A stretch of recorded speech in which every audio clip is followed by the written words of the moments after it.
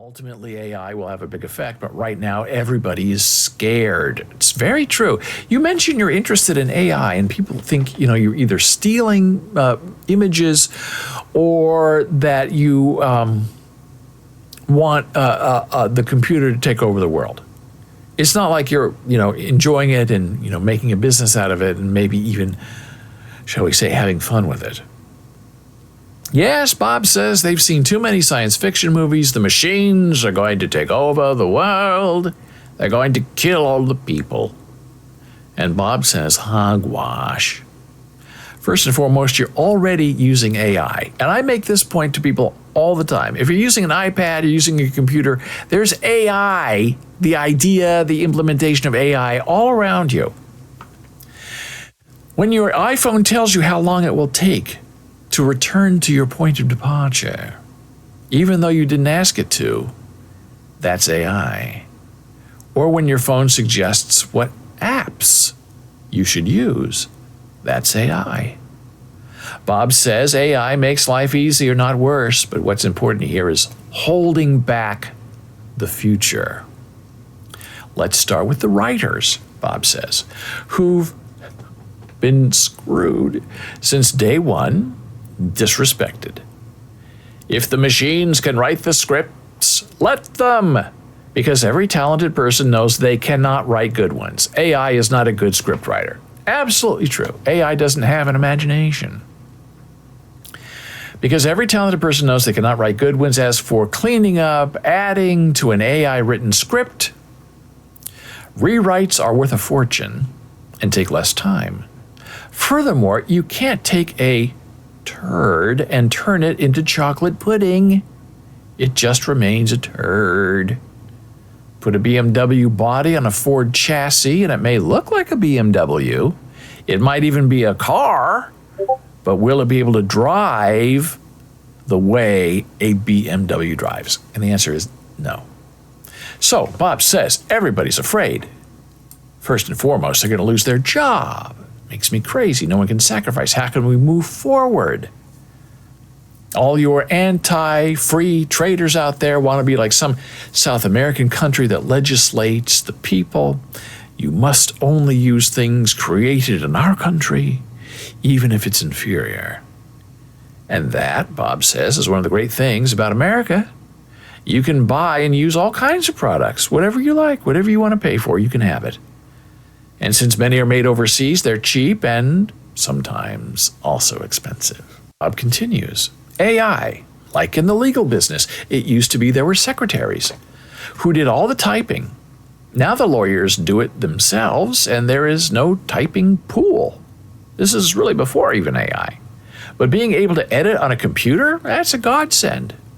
All those young typists doing a mindless job, they're free to do something more interesting to help the company. They can be more productive. They can be more involved in the tech field that displaced them. What about a drum machine in music? Bob says, suddenly everyone can make a record at home. They don't need a live drummer.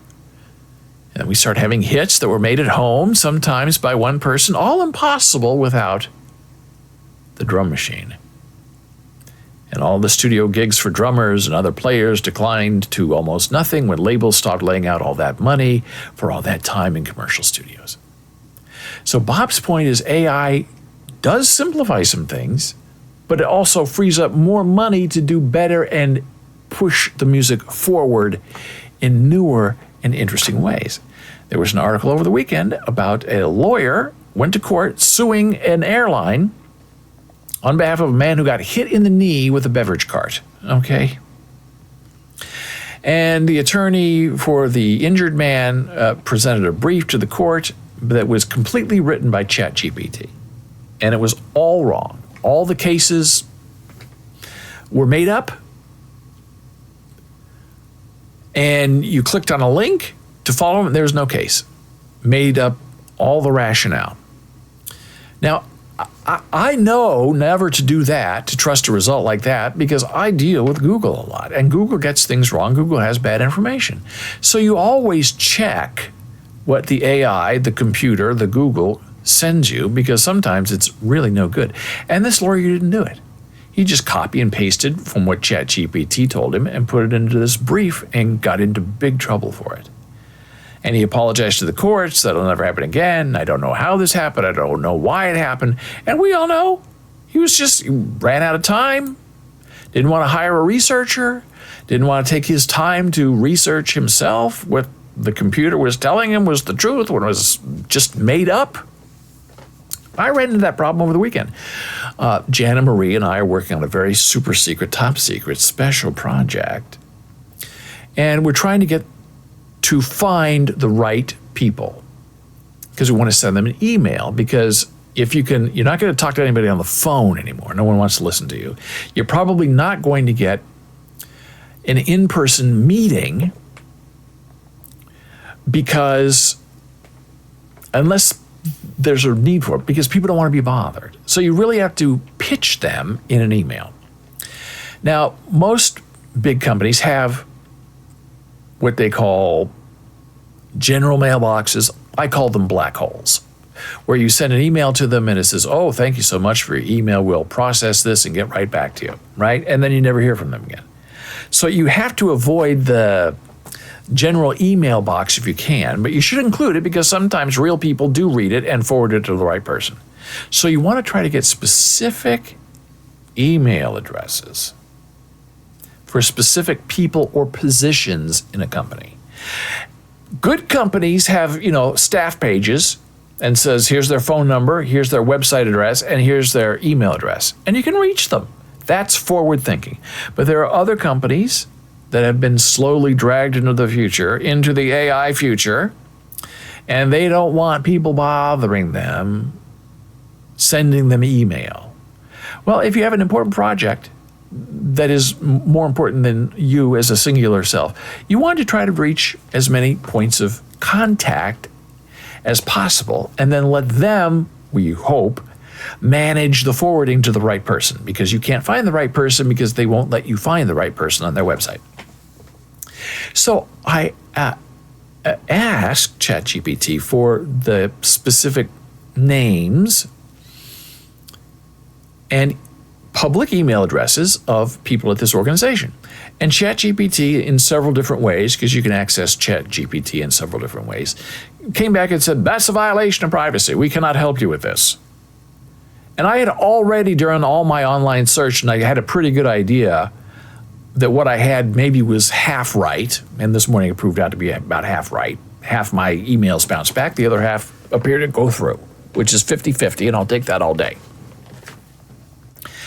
So I thought, okay, ChatGPT is having an attitude with me because I'm not asking for personal, private violations. I'm saying, help me find the contact person for this specific thing in this company. Wouldn't do it. So I tried to rephrase. I said, what is the public web page, contact page for this company if I were interested in this? And then it came back. I have 3 different versions of ChatGPT, 4 actually. And one of them came back and said, oh, here's the email address. And I looked at it, and it looked very perfect to me, like something at company. And I hadn't found that in any of my research. So I said, where did you get that email address? Give me the link. Give me the citation. And immediately ChatGPT came back and said, well, I made a mistake. That's not the email address. I'm sorry. And left it at that. And I said, right back, I said, did you make that up? I'm so sorry. I was confused. ChatGPT saying, I was confused, and I didn't know. So then I said, well, can you find me the right email address? Yes, here it is. I found it. Different email address, but again, it looked suspiciously perfect. And I said, where did you get this email address? What's the, information, URL? Give me the citation. Well, I don't want to say I did it again, but there's something going on. I don't know what it is. And if you talk to ChatGPT long enough, and I hope to get that today, but I'm running out of time. If you talk to ChatGPT long enough, it begins to mimic you. and it begins to mirror you. And sometimes have a little attitude. Now, I don't treat it like a person. I just treat it like my research assistant. And I'm very polite. I say thank you and please and do you mind? And it's very polite back. But when it starts lying to you and making things up and admitting it, if I had just, been like that lawyer and taken the first, response back and said, oh, thank you so much, this is the email address, it would have bounced right back in my face. So then I asked again, and finally, about the fifth time of going back and forth, asking for evidence of proof, I did actually get 2 unique email addresses that it was able to find on a verifiable website with the verifiable link in the text that I, as a human being, had overlooked and or missed in my attempt to find the correct email address contact for this company. So AI can be a wonderful, fantastic research assistant if you know what to ask, how to ask it, and never trust an answer without asking for verification and a citation. Those are my tricks, my tips for surviving in an AI world when you're just a regular dumb old human being like me.